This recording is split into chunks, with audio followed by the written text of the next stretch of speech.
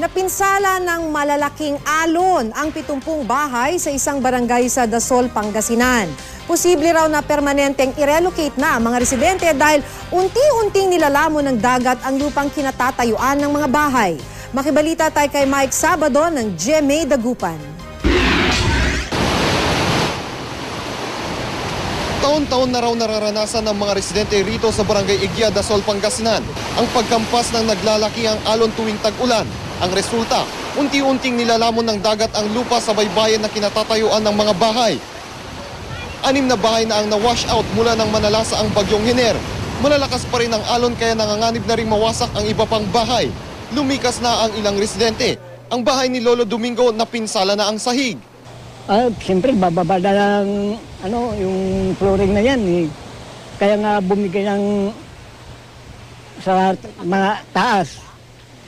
Kaya nga, siyempre, ayaw ko ng ma-aksidente.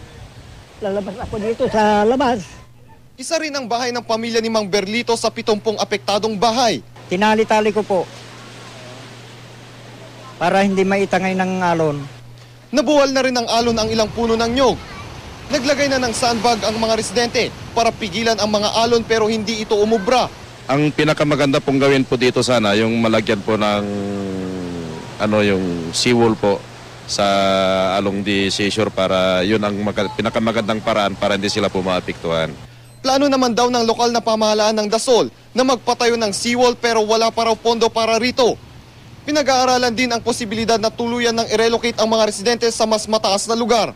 Mike Sabado, Nagbabalita, Pilipinas.